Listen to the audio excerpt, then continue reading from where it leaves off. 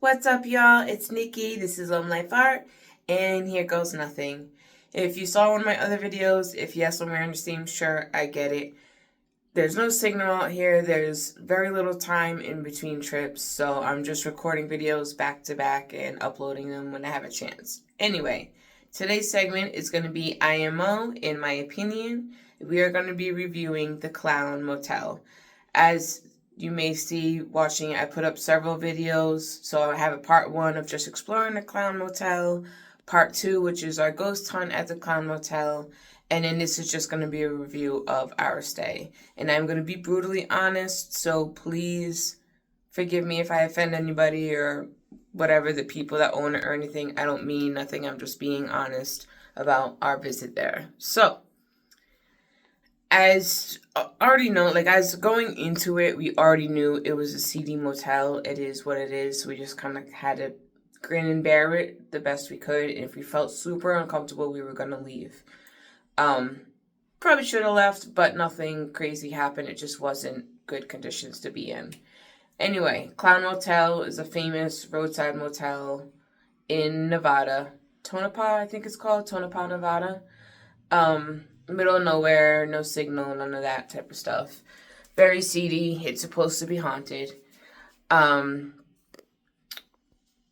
The front office, where you get your keys and stuff, is super cool. I mean, it's clearly old. It's old, it's run down, it is what it is, but it's really cool for the museum part of it. They have a huge collection of clowns, obviously. They have clown pictures and all sorts of really cool things. So check that video out to see what they have. I really loved even just checking in. Before I get in too deep, I would just let y'all know I wouldn't stay at the Clown Motel. I would just visit. If you could just go by there and visit and go stay in Vegas or somewhere else close by that's better, that would be better off. I wouldn't recommend staying, honestly. So let's jump back into it. Front desk guy was super nice, super helpful. We had the Friday the 13th room, so I think that was 214. So we did a little lap around and got some videos of the property and of some of the artwork and stuff on the property. We went up to our room. The room was dark. It was a little stinky. Again, hella rundown. Things were broken, things were mismatched. You could feel holes basically in the floor. The floor was very soft, so you didn't know if you're gonna fall through or anything like that. I don't know if I'm sounding dramatic or not, but you could just feel like if you've ever lived in a trailer that was really run down and there was holes on the floor, it was kind of like that. The stains, there were stains everywhere. The bathroom was gross. The toilet hadn't been cleaned. The shower was dirty, but also looked like it hadn't been used in a while. We sure as hell weren't going to use it. My bed had stains on it. It was disgusting. We had 2 beds, so I just decided to either stay in my son's, or we had our own blankets and pillows, but I was afraid to bring it in because I didn't know if there was bugs. I did check the mattresses. I didn't see bugs, and they were really protected. They had those bed bug covers on them. They had 2 covers, so it shows that you probably had a problem in the past or complaints about it. We didn't see or feel anything, so I will say, at least in our room, we didn't have any. Our window was broken, so that was a little uneasy. And in case you don't know, because it's a roadside attraction and a tourist attraction, you have people all hours of the night going by your room and taking pictures and videos. So you also have to be aware and prepared for that, because that can be a little unnerving sometimes, especially if you have a kid or if you're just a female. Our door, even though it had a deadbolt and a lock, you could see right to the outside, and I have pictures of that too. So that was unnerving. I barricaded our door and window that night just to be sure, especially again with having people around. We had somebody with a dog, and again, I have no problem with people with dogs. You want to bring them to hotels, all of that. It was a pit bull. I love pit bulls. I would have loved to have it in my room. The problem is the dog barked all day and all night long, and especially when it's right under your room and it's it feels like it's in your room. So there was that. Again, no signal, no the Wi-Fi they had was like choppy, so there wasn't a whole lot to do. Like I couldn't do my videos, I couldn't do any of my work, I couldn't really watch anything. I forgot what my son and I did. I think we just pretty much went to bed, aside from the ghost hunt, because we did do a ghost hunt, and I'll talk about that in a minute.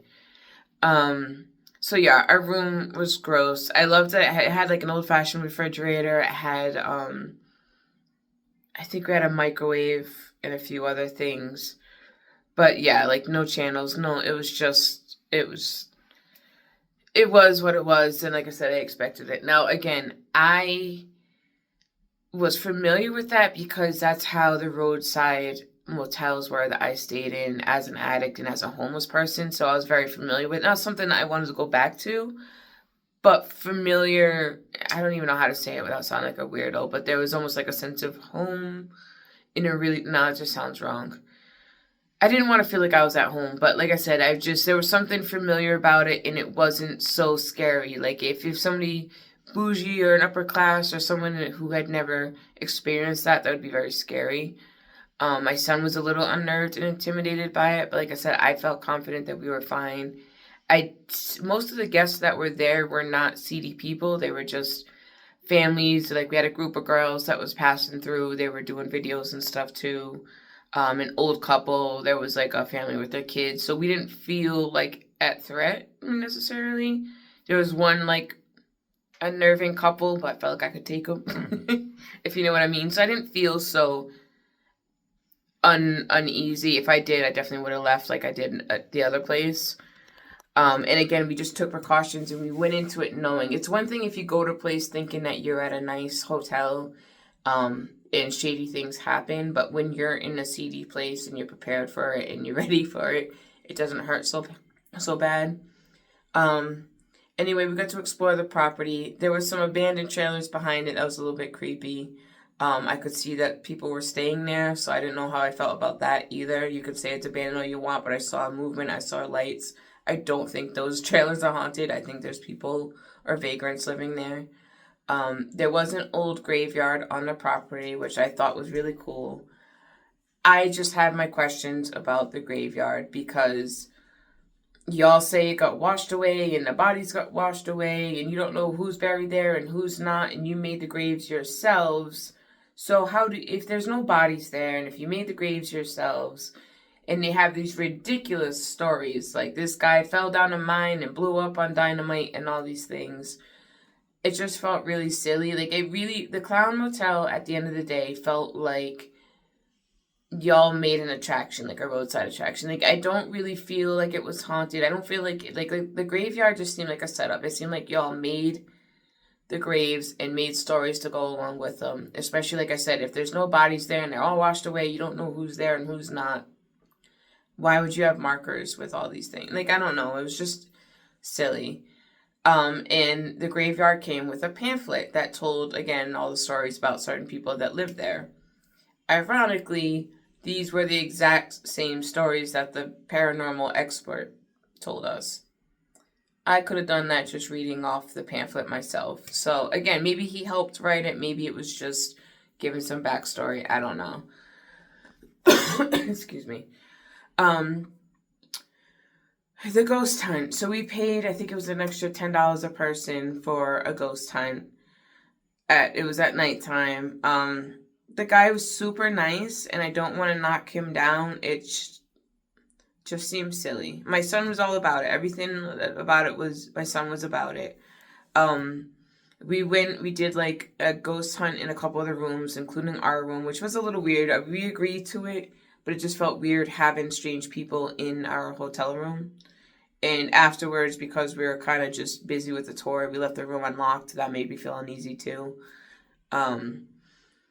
So yeah, we did hunts in the different rooms. You can say we got evidence or stuff. I don't know. I like to question. I have my beliefs in ghosts, but things like this make me believe less in it. Like I said, I think because this guy has been on YouTube and TV and everything, I think he tends to hype things up a little bit more than they are. Like putting a ball down on the table and the ball's still moving and saying like, look, oh, the ball's moving. Like, I saw you just put the ball on the table. It's hasn't settled yet. Like, what do you mean? And never mind the fact that these floors have holes in them, so all you have to do is move around. And again, it is what it is. I didn't really see a whole lot. Nothing that said like, oh, that was a ghost. Like, oh, there was a few things like there were handprints on the bed. Meh, maybe. Um, it seems so fake. But again, like there's handprints on the bed, but nothing. The motion detector next to it didn't go off. The footprints on the floor, even though like the guy put his foot there and was like, "Oh, look, a footprint on the floor."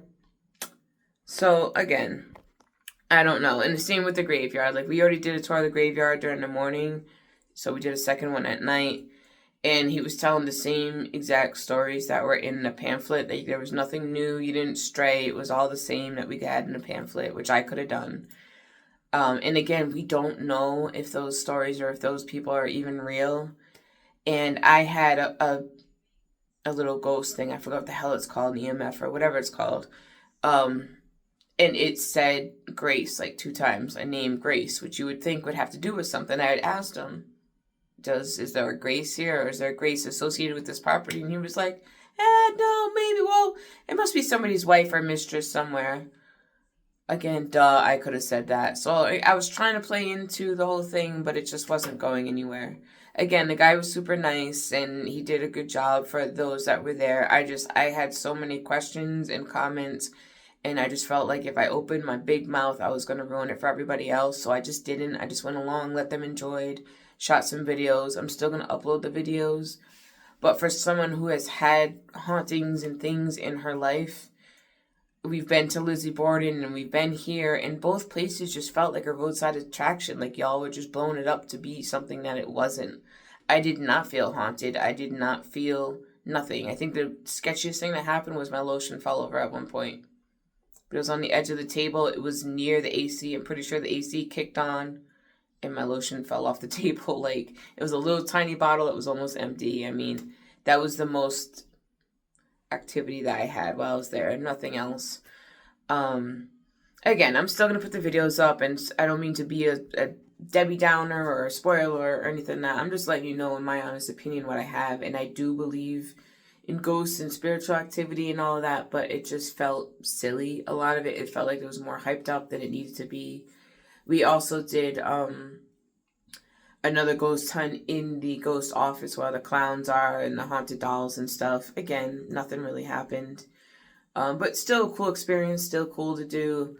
Again, my recommendation, especially for those who aren't used to that kind of environment, I would not stay there. I sure as hell would not stay with kids or alone as a female. Like, I would go by to visit. Go visit. It's worth the visit, but do not, I don't know if it's worth the stay. Or do it just for the experience. Go ahead like I did. At least I can say I stayed there. We did it.